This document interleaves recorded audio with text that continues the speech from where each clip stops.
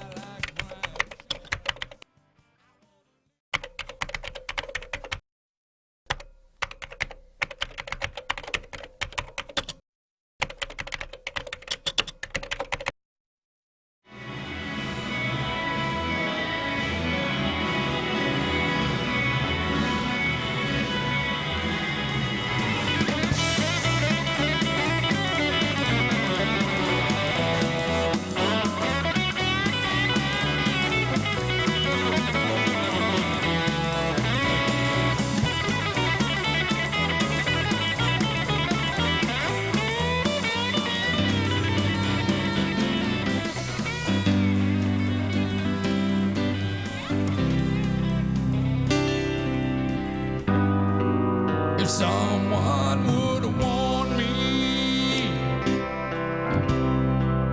I could have made my way. I was walking and I hit the wall and I turned and I said to myself, oh my God, I'm dying.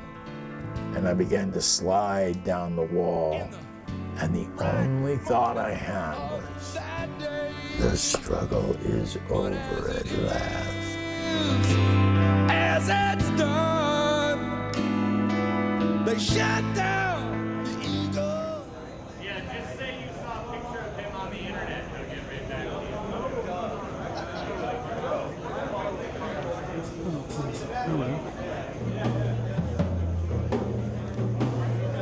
you. I had remembered like he was playing tonight. I'm like, oh, we gotta go, we gotta see this, gotta witness it. I just love the type of bluesy and kind of raw sound that he has, and I just saw him perform for the first time maybe about a year ago.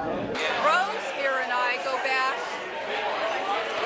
nearly 40 years, where we were some of the original groupies for John, and we used to really go and watch him perform with some very important people back in his heyday. And he was awesome back then. He still is. 2001, sitting at the bar with a couple buddies. I see this guy in the corner with leather pants, leather jacket, and he's like marking a stack of papers. And I say, what are you doing over there? Are you grading papers? And he said, yeah. So what do you teach? The history of rock and roll, brother.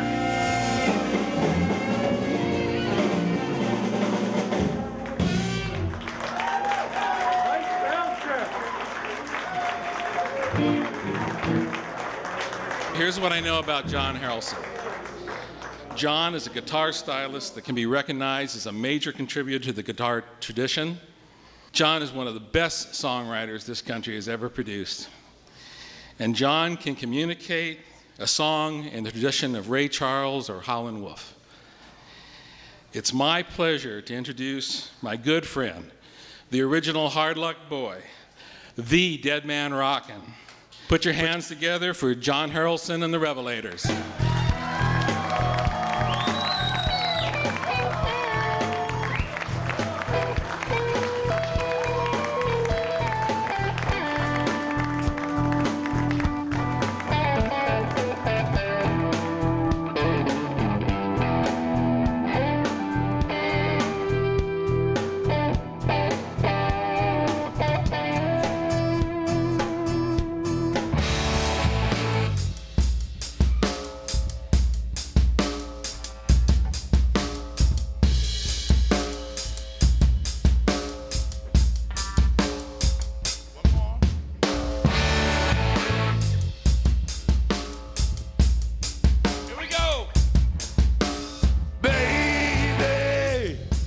We got the night. Baby, got the music and that's alright. Love may only happen one time. Think it's gonna happen soon. Under that honky-tonk moon. John would break the scale if I had to say how memorable a person he is. I have a longtime friend who's met John once, and it was 20 years ago. And he remembers every single thing because he did sound for John. And you can't forget John. It's not possible. John was big and brash and bold and would say the things that I felt I couldn't say and do the things that I felt I couldn't do.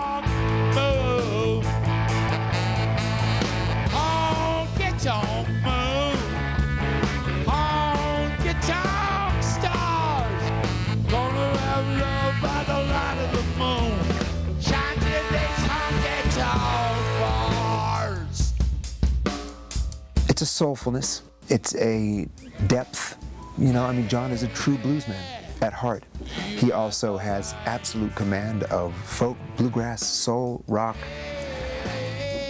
But everything, like I said, everything he plays, you just want to hear more of. John's never stopped being a musician because that's who he is. That's what defines him. That's what he has to do.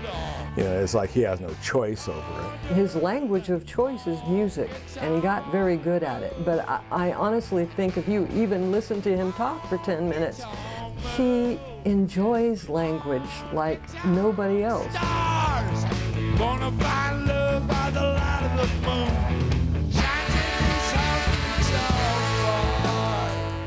John's real. John has always been real. I mean, he'll tell you straight from the gut the way he perceives it. You may not always agree with him, and you always learn something playing it. And he's earned every accolade he's got. I've been doing the guy for 15 years. We've probably made 30 records. There's guys that don't make half of that in their life.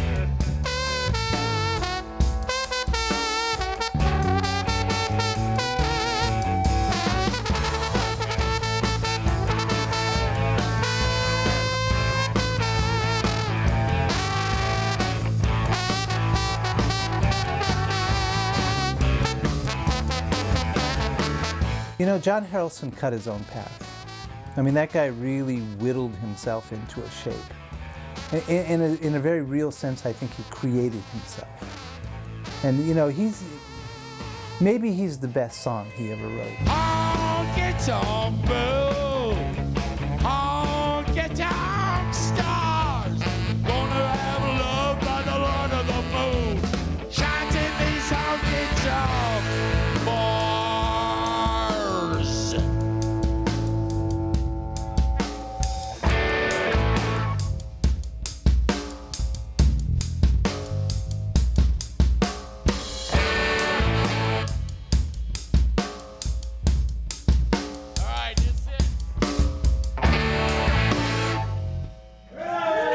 Honky-tonk moon.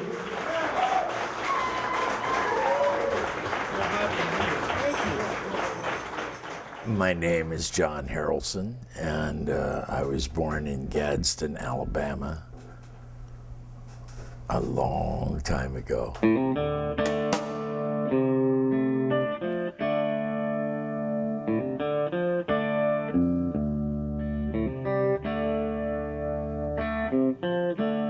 Tell a lot of stories.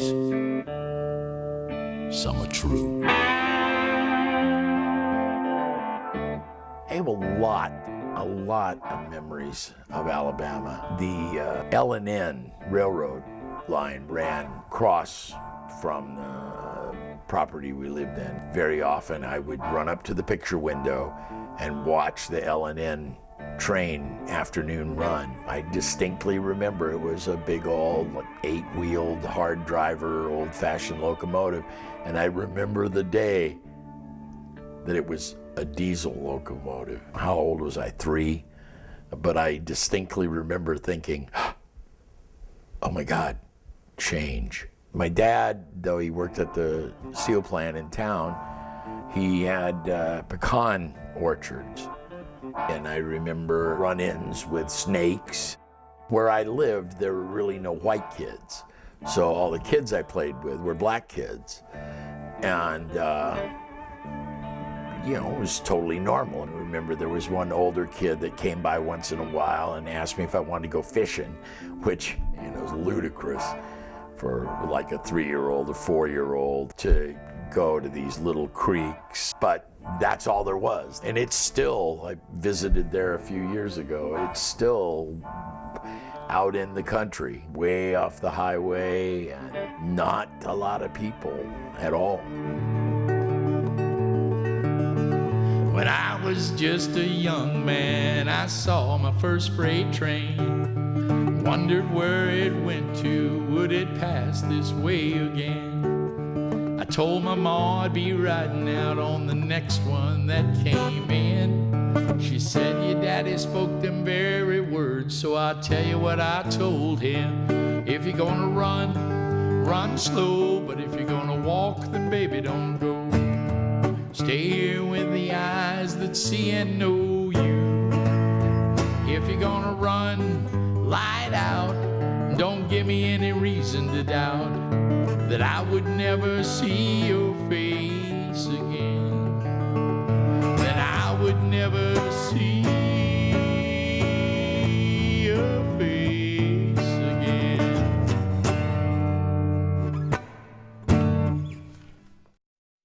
My dad one day came home and said to my mom, I got to get another job, so I want you to be ready to pack up the house. He drove all the way to California. He got a job in the steel mill, and he just called my mom, said, you know, I bought a house, put the kids in the pickup truck, come on. She drove out here, set up living in Fontana. He was intimidating to me, just smoking those Camels and non-filtereds and wearing a wife beater t-shirt when I saw him, and I'm just a little turd, 15 years old, going, hello, Mr. Harrelson. It's like, hello, Mr. Cleaver, that kind of thing. And I don't remember him being mean in any way. It's just my recollection of him was that, whew, you don't mess with that guy. My favorite Papa John story is sitting around one night and we're talking about, all this politics and things and communism and he goes, well, boys, I'm against the Vietnam War too, but not for the same reason you're against the Vietnam War. We're going to beat communism with Levi's, Coca-Cola, and rock and roll.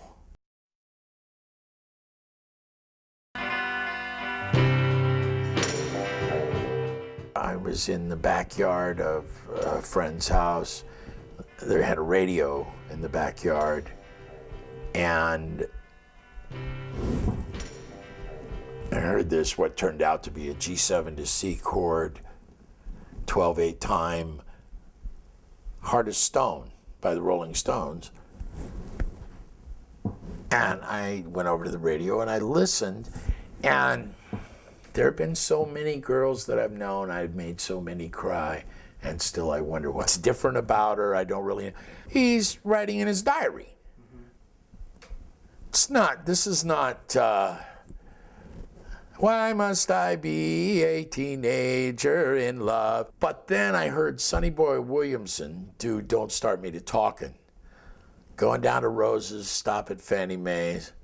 Gonna tell Fannie what I heard her boyfriend say, don't start me to talking. And I thought, wait, that's another one of those diary entries. Nobody wants to hear that in a song. Ah, yes they do. So I looked at my poetry and said, you know what? Poetry's fine, nobody gives a shit, I want to be Edgar Allan Poe. I want to be Alfred Lord Tennyson. I'm not. Probably not gonna be. But you know what? I can fucking write some rock and roll songs, and this truth, this actual description, declaration of encounter and remarking upon the world I live in, I can do that, and I can do that pretty skillfully.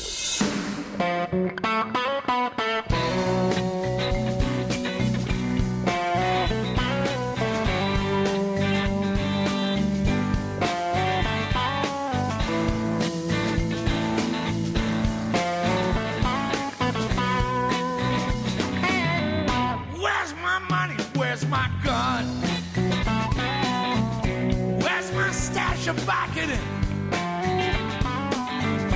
where the keys to my car. When I find you, that's where they are. Where's my guitar and my CDs? Photographs, my dirty magazines, my laptop, my other credit cards. I got a feeling they're where you are. I'm gonna find you, find you. I'm gonna find you. I guess I gotta remind you that you're my girl.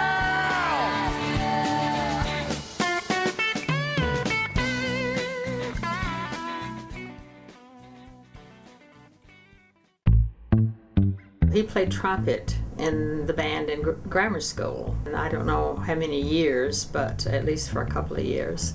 And then, of course, when rock and roll came along, that was his game. And his daddy bought his first guitar for him.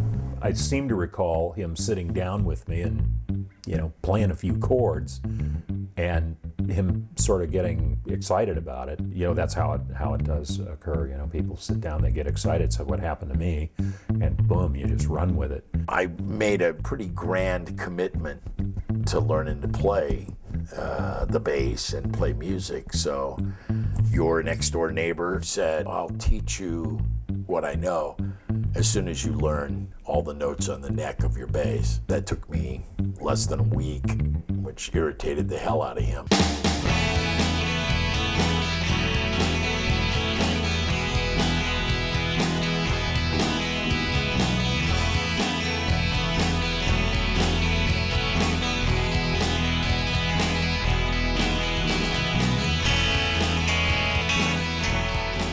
The garage band scene really was born of the necessity of a place to play. You needed a place to play, and there was the garage. We had parents that at least appreciated that if we were going to do these things, that do it in the garage. It was every kid's dream to play in a band, in a garage band. I wanted to be a Beatle or a Rolling Stone.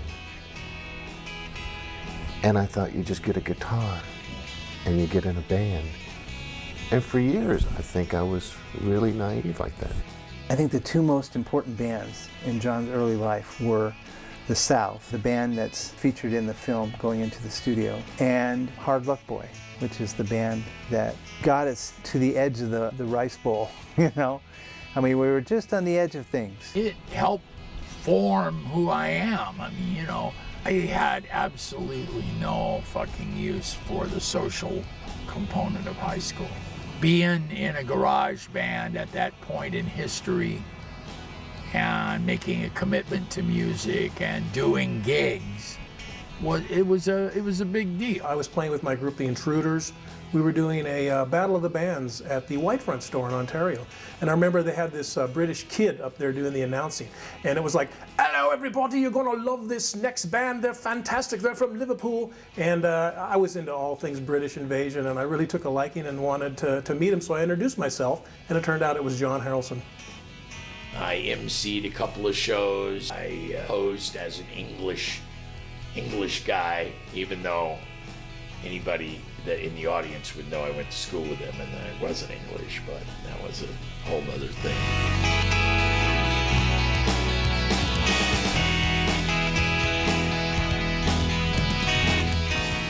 First time I saw John Harrelson was fronting the group The South, a very outrageous guy for the time, in my eyes, as a showman on stage. He was a very active bass player, but a very active vocalist at the same time. The first song I think we actually tackled was Roger had come up with this Tears Turn to Stone idea. It's actually pretty musical, but it's got a particular strain of arcane harmony that, you know, we just stumbled into.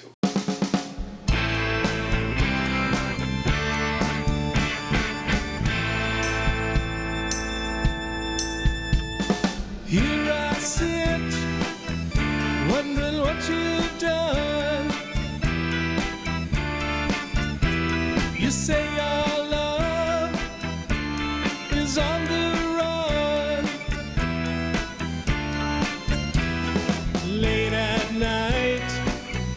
when I'm all alone.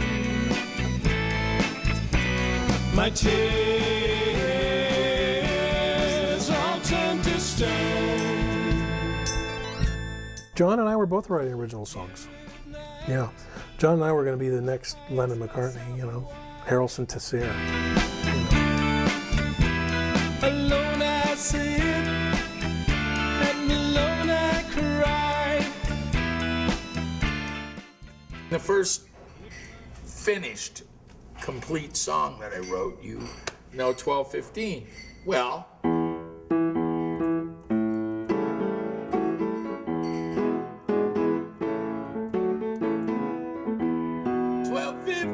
now, time that we were home.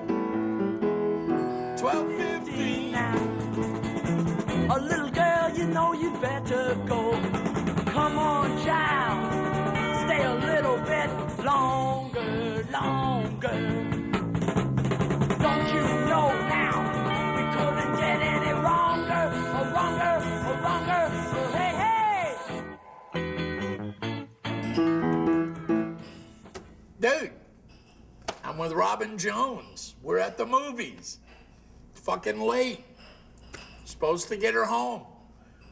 I'm 16. That was the first, like, totally complete song I think I had written. Come on, child, stay a little bit longer, longer. Don't you know, little girl, couldn't get any longer, longer, longer. Hey, hey. And there were a lot of people that came and went. They would touch upon the group in some sort of fringe manner, become a friend, and then something would happen. But John Nyber came and he stuck. Oh, I think what impressed me about John was that he had this incredible excitement about the music that he loved. He was turning me on to, you know, Howlin' Wolf and Muddy Waters, you know, and I was just playing him all of this soul music. Roger went into the Air Force, and the rest of us just said, well, that's it. Almost immediately, John hooked up with a couple other guys and asked me to join them, and we became a group called Hard Luck Boy.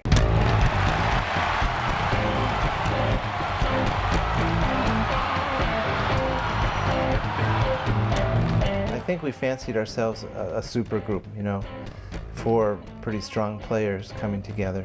Hard Luck Boy had a following immediately, and every place we played. We hooked up with management that started putting us as the opening act for many, many big acts, such as Jefferson Airplane, Chicago, Canned Heat, Janis Joplin, Creedence Clearwater. We played with Led Zeppelin on a Thursday night at UC Irvine in the gymnasium. Procol Harum, John Mayall, yada, yada, yada. That was fun. We were playing in big places, you know, 10, 20,000 people a night, which is a little different than a teen club where there's 15 people and half of them aren't paying any attention to you.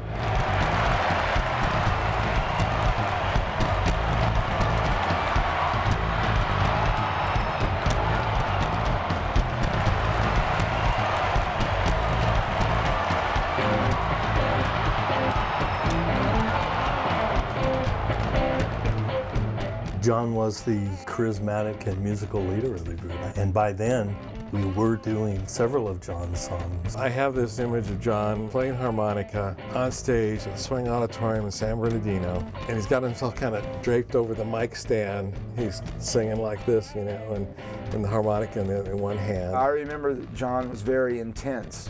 He reminded me a little bit of Mick Jagger, John Mayall, and the front man in the Pretty Things. John was the front man for Hard Luck Boy. I mean, he was the leader of the band, first off, but, you know, literally, he was out in front. I mean, and here's this kid, you know, John was barely 18 when we were doing these big concerts. And it's just John and a microphone and 10,000 people. You can't be out there in front and be timid. You can't be out there and be a follower. You have to be out there and be the leader, the charismatic focal point of the group, and John always was. You try to sell it. And you see, that's one of the things that a lot of people here in the fucking mud puddle don't get. A lot of people think, you know, if you can just sing a song and have a beautiful voice, blah, blah, that's everything.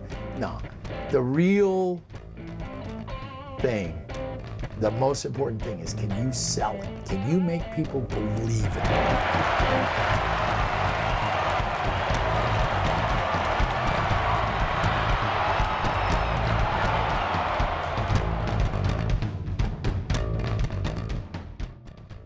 In late November 1968, two A&R guys from Dot came to hear Hard Luck Boy. The two A&R guys got me alone. I mean, you know, nobody was present. And they said, we think we could do something. I really think we could sign you, but you got to lose the drummer, lose the guitar player. And for now, we'd let you keep the bass player because we think maybe he's got possibilities. And I thought, I mean, here I am, I'm being offered a fucking record deal. I mean, I could only see that as a really selfish betrayal, and I just couldn't do it.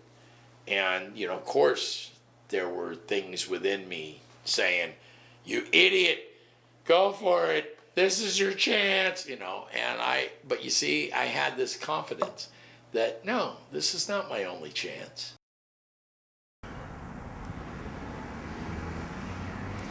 Yeah, my dreams and my hopes and my desires. You know, there aren't pictures of me with Janis Joplin and, you know, the MC5 and all these other bands I played with. I expected to be a peer. I expected to see those people all the time. So I never felt this desperate desire to prove, yeah, I really did hang with Janis Joplin. Yeah, we really did open for Led Zeppelin. I dreamt that one day I would be able to produce an album for Howlin' Wolf, participate in like a Rolling Stones recording session. Expected at least 100 of my songs to be out there in the atmosphere, being part of the American soundscape. Trying to maintain your identity and be true to yourself and not sell out. It's a real balancing act with your own conscience. When we're young and we're bitten, sometimes that venom can wear off and you can do other things. But sometimes you can be bitten and it can be almost like a curse in a sense. You might entertain wanting to do other things, but you can't get away from it, you know. Do I think John had the chops to make it on the world stage?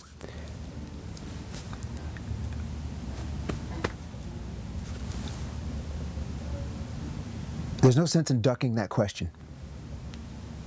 But at the same time, phrases like the world stage and making it, and fame and notoriety, you put them all together and they're like a cheap suit.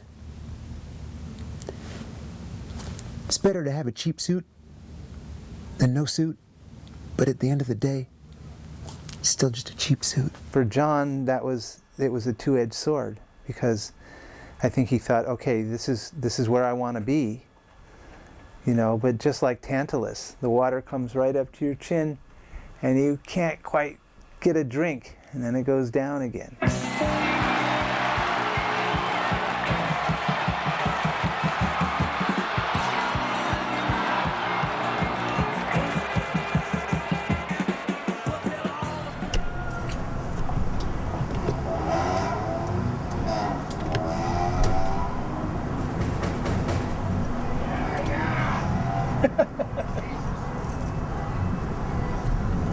I don't know if I just happened to be staring at you.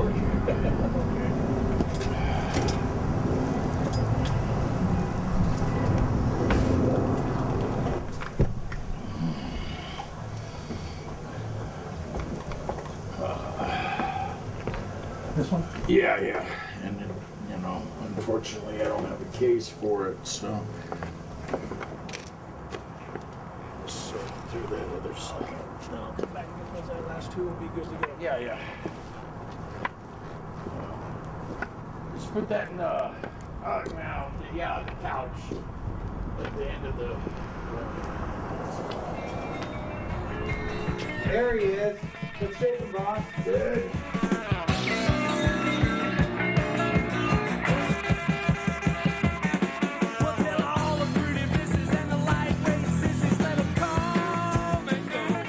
John comes up to me and says, "Look, man, dump the band. Go solo, go on your own. I'm telling you, if you do that, the sky's the limit."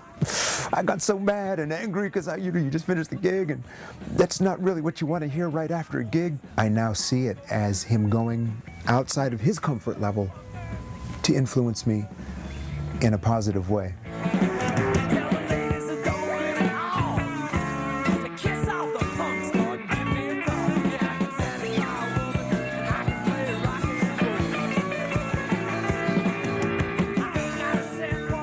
I took a course from him a few years back at Citrus College, and it was the first time I'd seen him in a setting, not usual to our relationship. That made it very memorable for me. He's a really amazing instructor and would walk around and talk about the topic and then all of a sudden sit down at the piano and bang out something to finish the sentence he was trying to convey. That to me is the most memorable version of John, and I've seen lots. The diminished chords. Don't hit the high E. No. 1, 2, 3, 4. 1, 2, 3, 4. 2, 3, 4. 1, 2, 3, 4. The thing is, I don't know what that penultimate chord is. Oh, okay. G minor.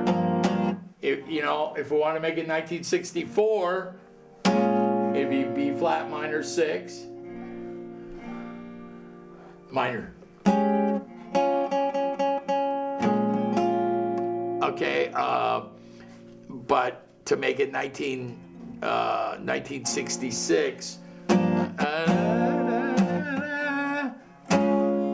I think D flat,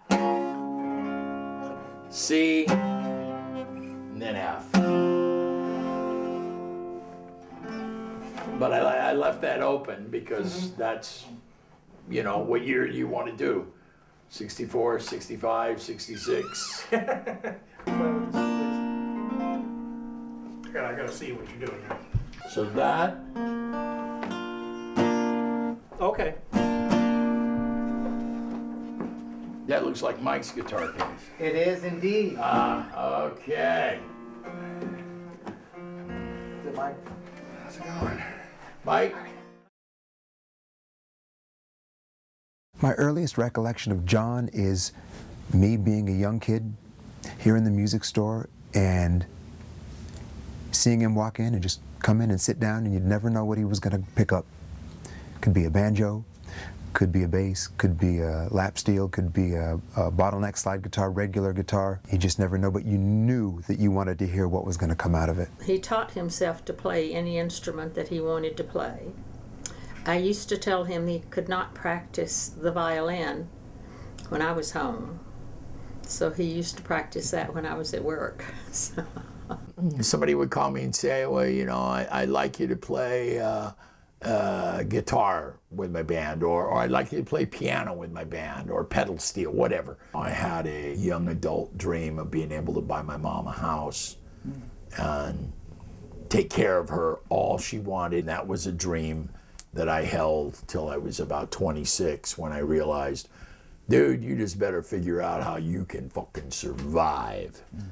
And I spent the rest of my life shooting for the moon, but always surviving.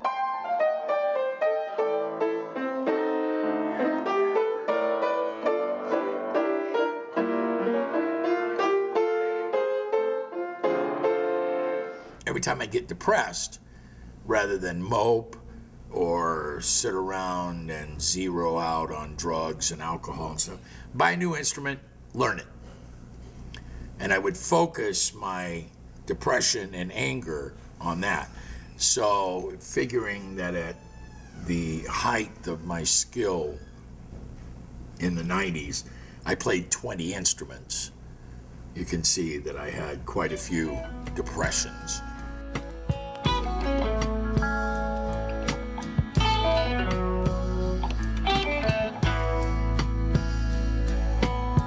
Plymouth on the avenue, you and me on a midnight rolling. Radio, keep it low, wanna know, but not saying where it is we're going. Suburban nights and city lights, summer's on my mind, but winter's on my feeling.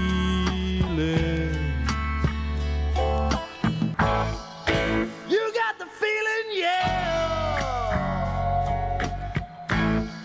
and I think you've got the idea.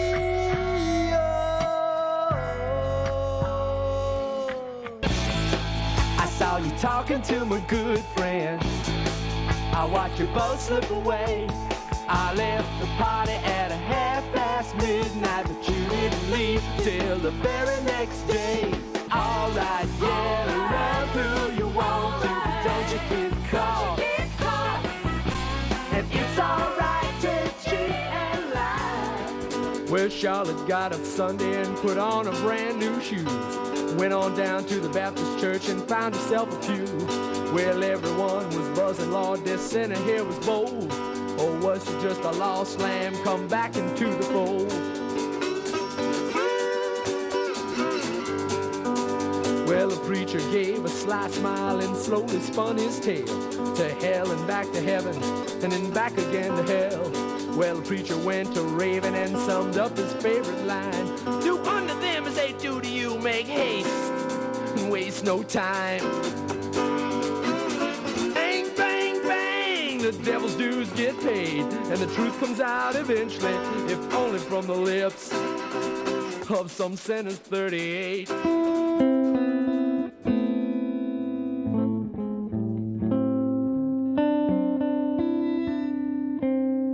It was actually my 20th birthday, and he was kind of, well, he had no shoes on, and he wore his bell-bottom hip huggers and jeans and his black t-shirts as he always did, and he had long hair, and he was a little scary.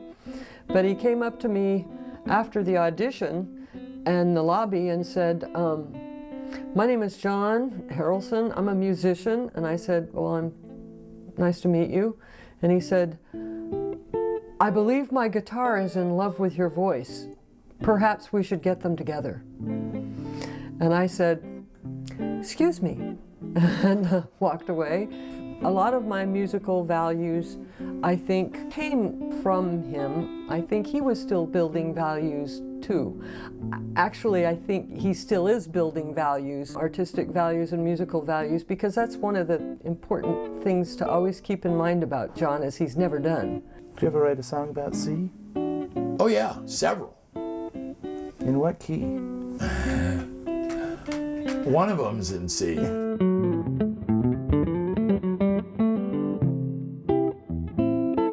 I love women. I love women.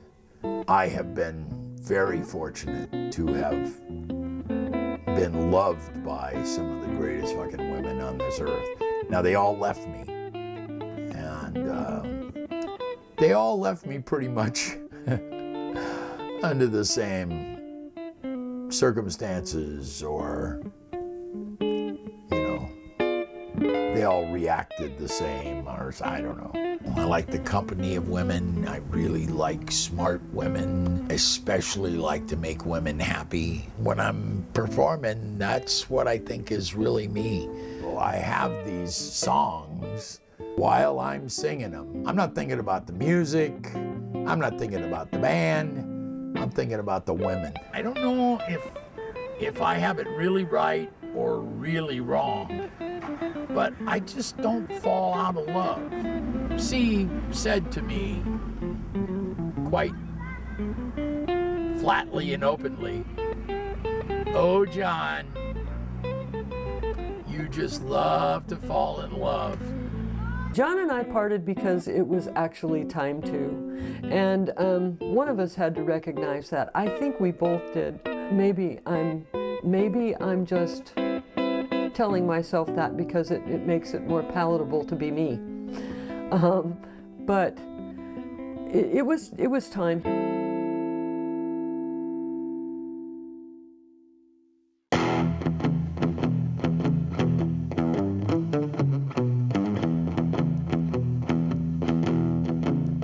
Since I met you, I can't forget I found this.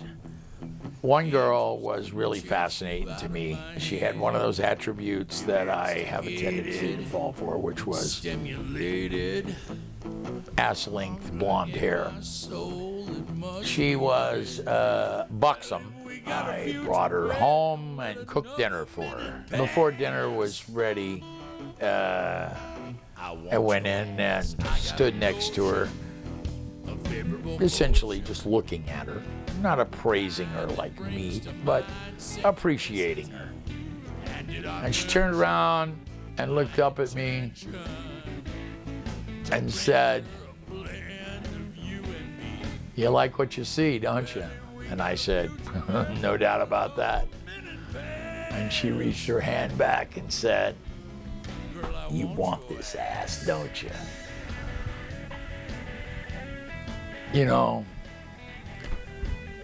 that's just high-class allure where I come from. This attraction requires action. You're interfering with my lonely nights.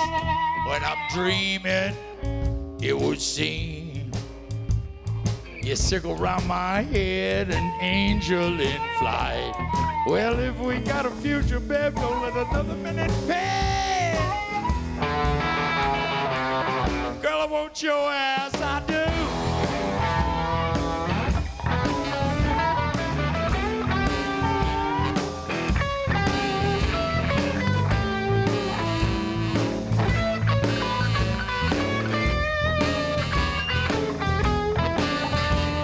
Yeah, we got a future, babe, don't let another minute pass. Girl, I want your ass.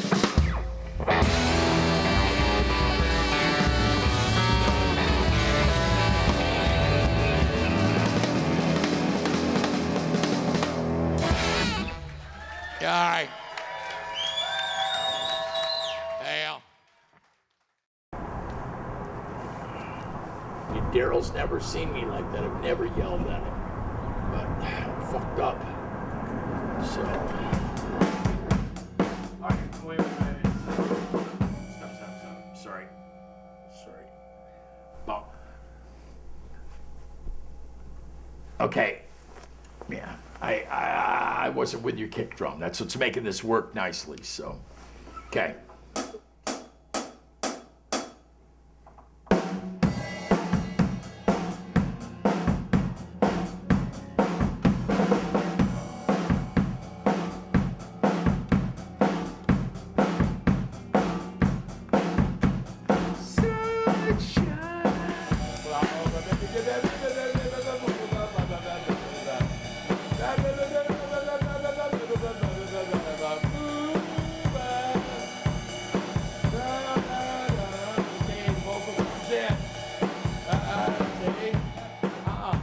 Guys played that eighth measure. Don't play that eighth measure.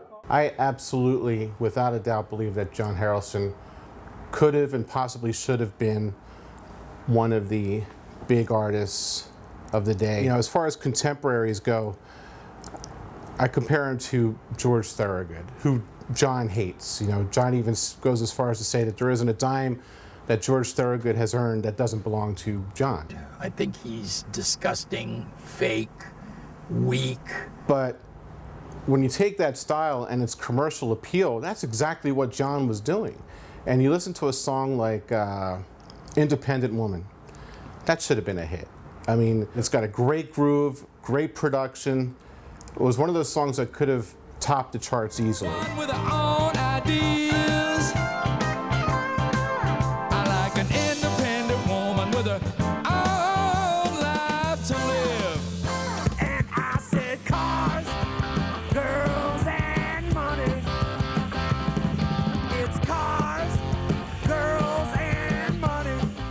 Cars, Girls, and Money. This could be a great American song. According to my publisher at one time, Hank Williams Jr. recorded it and George Thorogood recorded it. I think he's disgusting, fake, weak, Cars, Girls, and Money, because it is a fucking hilarious, honest take at, you know, American values. Even though I think it's a great song, I couldn't spend any more than $75 on it, just like all the other songs.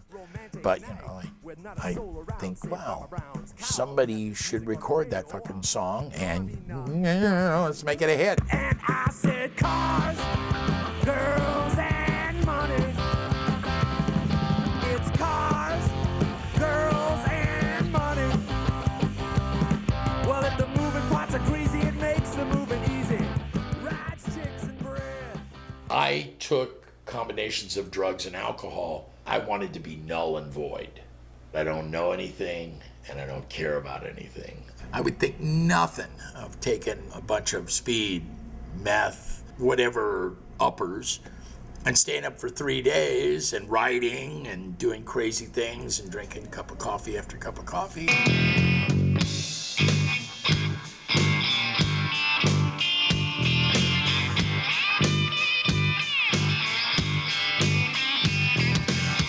Woke up this morning, look around for my shoes.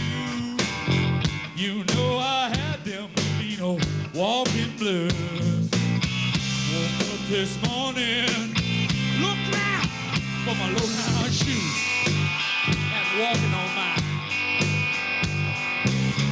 You know I had them mean old walking blues.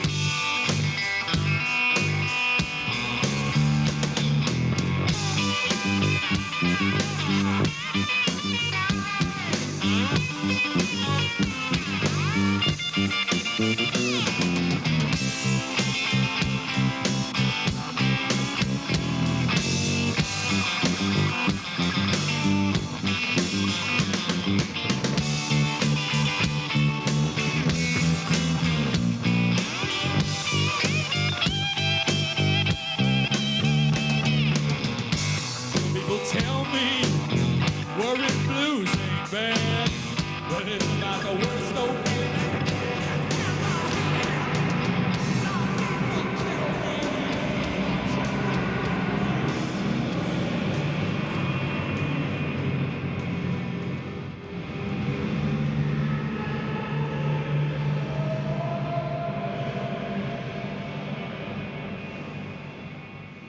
When John had his first heart attack, he was with me. Nobody could figure out what was wrong with him, and he was gray. He wasn't even human colored. Somebody put uranium in one of my lungs, man. I was burning a hole in my lung, you know. So I wandered around for like 3 hours, I guess, trying to, what the hell is this burning sensation? And I drove to the hospital and sat in the hospital for like 3 hours while they observed me. And they called me at about 4 in the morning and said, "We're admitting him to CCU. He's having a heart attack." I finally said to the doctor, "Dude, I have to go to work. So give me some pain pills, please, but I gotta go to work." And he said, "I don't think so. I think you're having a heart attack." And I went, "Oh, no, dude, I'm just a kid, man. What are you talking about?" Of course, he had lots of visitors, and everybody came out of the woodwork to lavish care upon him. And that's no consolation for having your heart let you down, but he's John, and he focused on that part. I basically was all go all the time from 1965. And then, of course, when I was 37, I had a heart attack. And then when I was 40, I had a quad bypass. And then at 43, an extraordinary case of diabetes. I'd just as well be 500 pounds and have never moved off the couch. And it took 14 years to get it under reasonable control. I've been sliding downhill ever since. But, you know, I keep doing what I do, even though it's, believe me, it's totally inconvenient.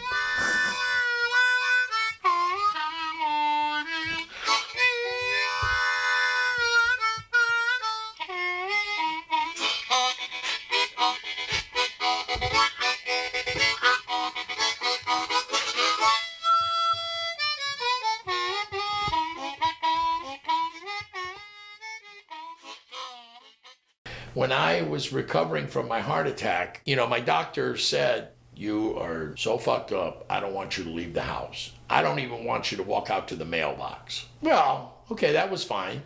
I did that for a week, and then I did that for 2 weeks. And he wanted me to do it for 6 weeks, and fuck that. So I called up these guys in the band, said, you know, "You got any gigs coming up?" They said, "Yeah." I said, "Well, look, if you'll carry my keyboards and you'll carry my amps and just let me sit on my ass except for when we're playing, I'll play with you."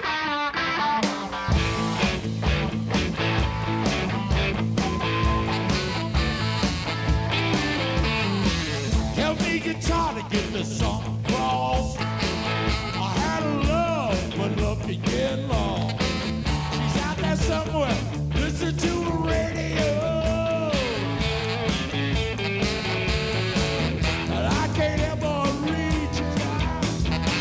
This is the only way I've got to let her know.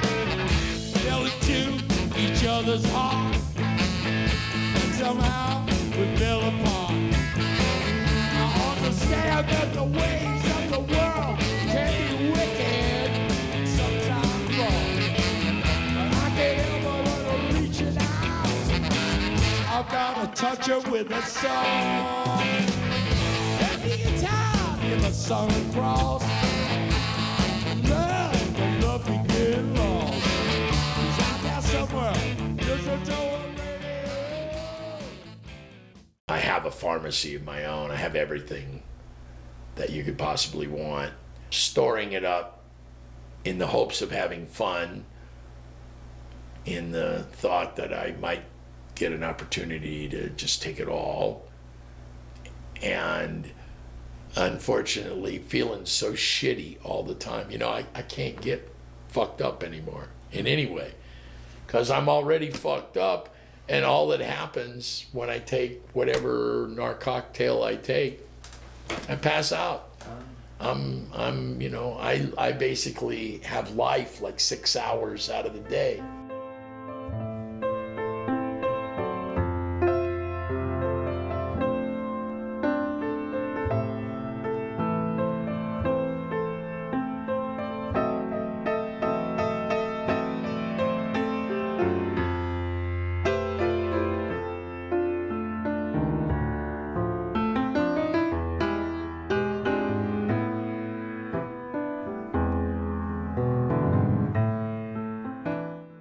I have entertained the notion of suicide, having oral sex with a weapon, yeah, more than once.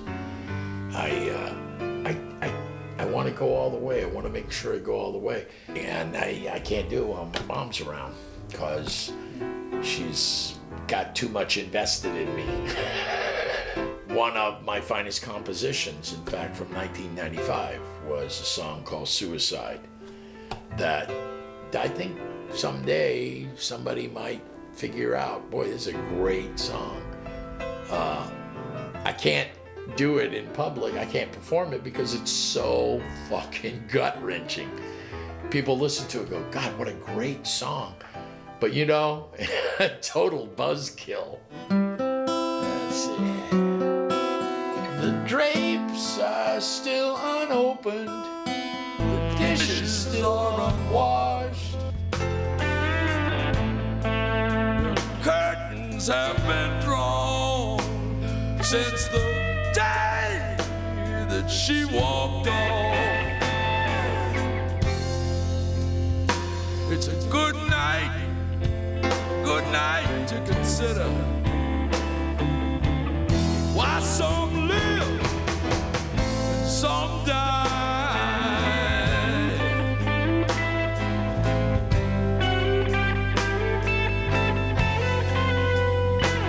It's a good night for whiskey. And a good night for suicide.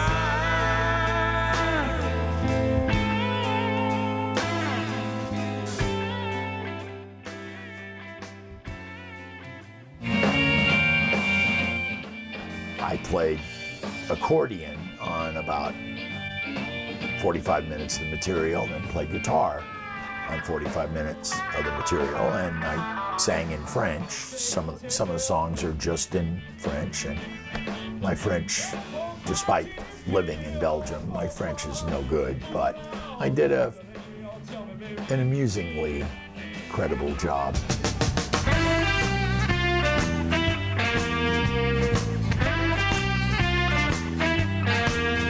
Let me or lose me, leave me or use me, but don't keep me waiting so long. Make me or break me, soothe me or shake me, give me the love or color me gone. It ain't the money. My whole idea was to find and to be able to play with John. And I got all these other great musicians around him. They came as part of the package, but he's the main guy that I really wanted to be able to play with. Did a lot of things. We put a lot of miles on the road, you know, locally, this and that, a lot of gigs, and never did a bad one. They're always a trick, and they always put a smile on my face every time I did one. This guy is a source of great inspiration for me in terms of his knowledge, his work ethic, his vibe as a person, what he's seen, what he's done.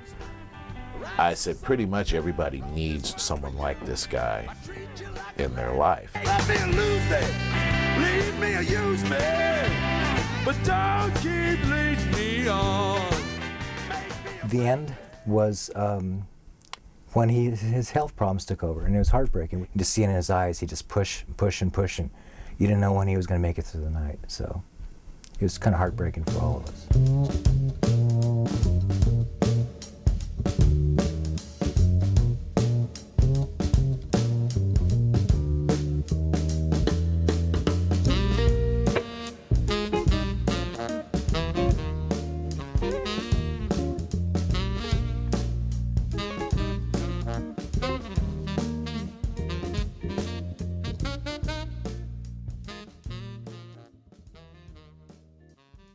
The day I died, April 6th, 2006, it was not a good day. I mean, I just crashed over and turned.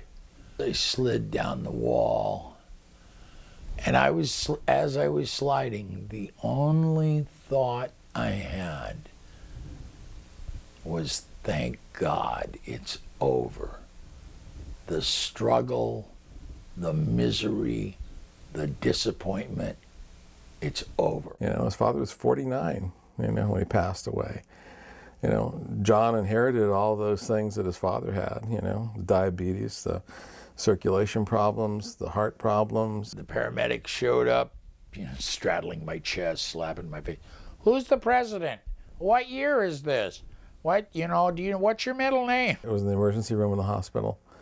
And I walked in there, he reached out, he grabbed my hand, and he said, dude, and he coded. I remember thinking, if this is it, I'm glad it's going to be quick, you know, because he doesn't suffer being laid up, you know, well. He would just see that as one more slap in the face from life. I died, they brought me back. I died, they brought me back. I went into a coma. They didn't think he was going to make it through this infection. His doctor, Dr. Cohen, said, well, you know, I think you guys should all just say goodbye. I think this is it. A couple weeks later, all of a sudden, they'd given me an experimental drug, and it turned everything around. If they let me through the gates of heaven, the first fucking thing I'm going to do is go to an attorney, work up a suit against God for being cheated this time round. Right before his 57th birthday, the doctor had told him, you better get things in order because I don't give you past February to live. And we always joked around, well, if you live to 60, we'll throw you a big party. And then his doctor says you're not going to live past, probably January, February. So my wife Karen said, well, we're going to throw you a birthday party for your 57th birthday. If this is going to be your last one, so we threw this big party for him, and now he just turned 60. So, so it's, But he already had his big party. So. That's right, he had his big party, so he didn't get another one. That's right.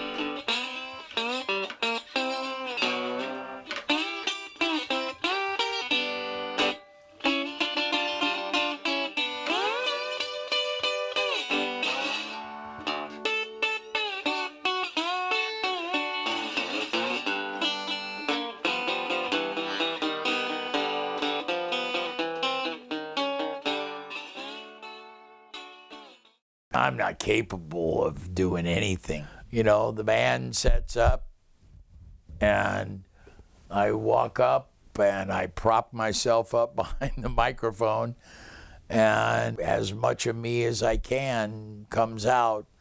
All I've ever done for most of the last 45 years is music. I teach it, I study it, I listen to it. I psychically bathe in it, perform devotions to it. And, I mean no offense to anybody else who thinks I got to jam every day. But my addiction is way worse than that. It's way worse than that.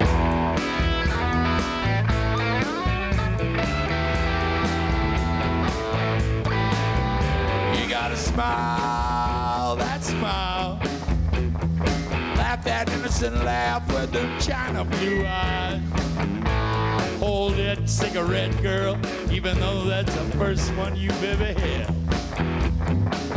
Look surprised, look confused, but tell me whose little sister are you? Car, drink a drink. Talk about the boys with your best girlfriend. Tug on the hem of your skirt, girl. I like it when you flirt. Look at you. Look abused, but tell me whose little sister are you? Or somebody's mama.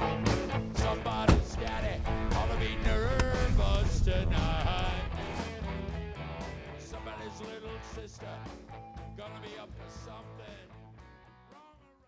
I found in song this great way of stating things and remarking on things and encapsulating things and the possibility of changing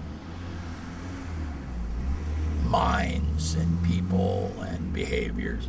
That's why music, because at some point in my psychological and psychic and cultural development, I found the greatest hope of communicating.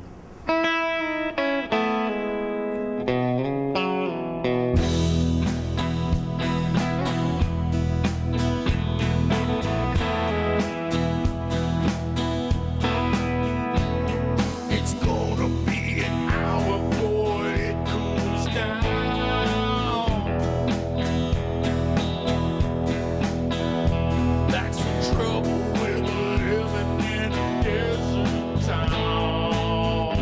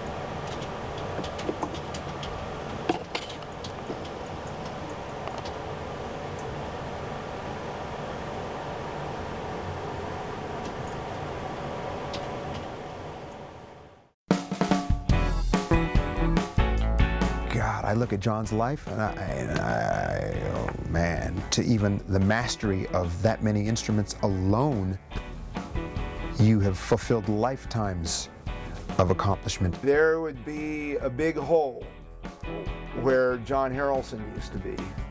I mean, he is larger than life. You know, I mean, he is what he is. I learned from him how to be interested in the world. That I wouldn't be who I am now, right now, without John Harrelson, and I like who I am. I wouldn't want to be somebody different. Finally. He's a very deep well. And he has so much in there to draw from and to give. I love John. In so many levels, this man is known and loved that I think he's achieved more than most people have, whether they're musicians trying to make it as rock stars or not. Never left his craft to play all your life. It's just a gift. I admire him for that. I can't imagine that if there was wiggling in his fingers and breath in his lungs that he would not give his all to play. There's a man that has lived the blues. He really has. John's been through a lot. You know, he's been through a lot physically and emotionally and every other way, and that certainly lends itself to the soul of his performance. John's unwilling to compromise, you know, and that's great because it's made him the musician he is. Keep on rocking, man. There's a lot more to do. After I left the group, I had these little stickers printed up that said, "The South will rise again." And I kind of did it as a lark, and looking back on it now, who would have thought?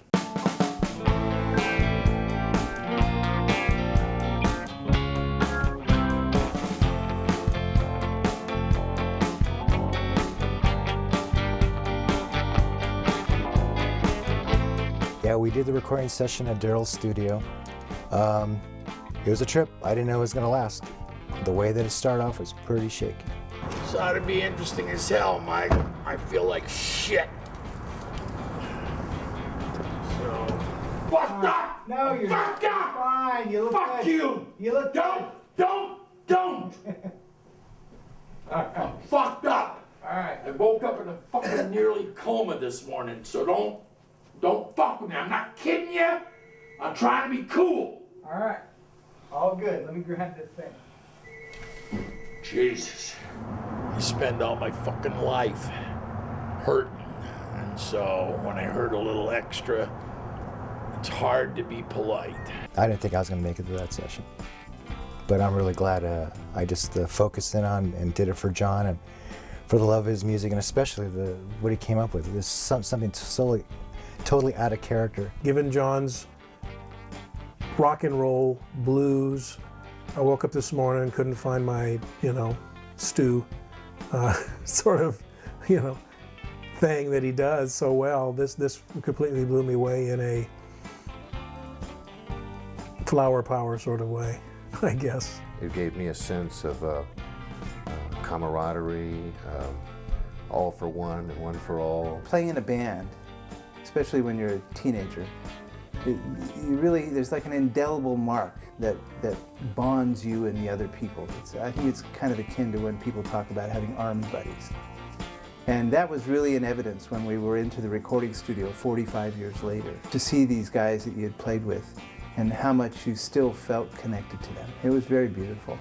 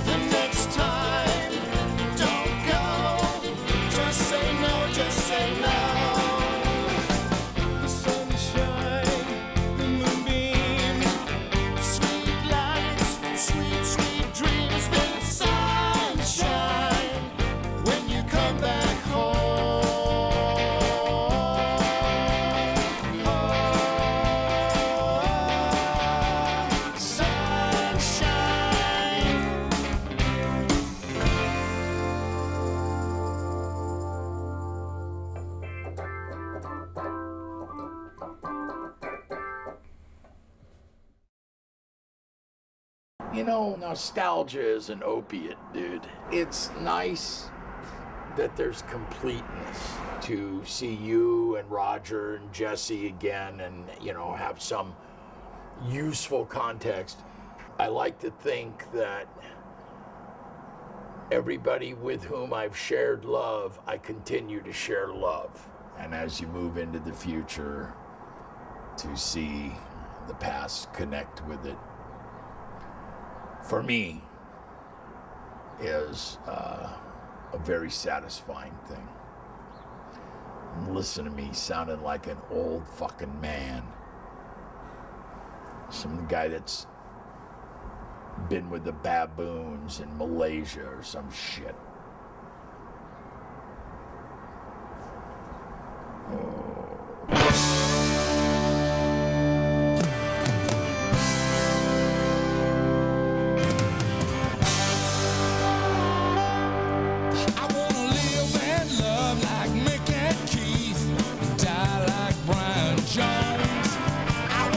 At one point in the party, I excused myself and I went into the adjoining suite, the adjoining bedroom, and laid down. And then I hear John Fogerty's voice, and he's holding court, which is fine. His prerogative, he's the star of the show, fine. But here he is.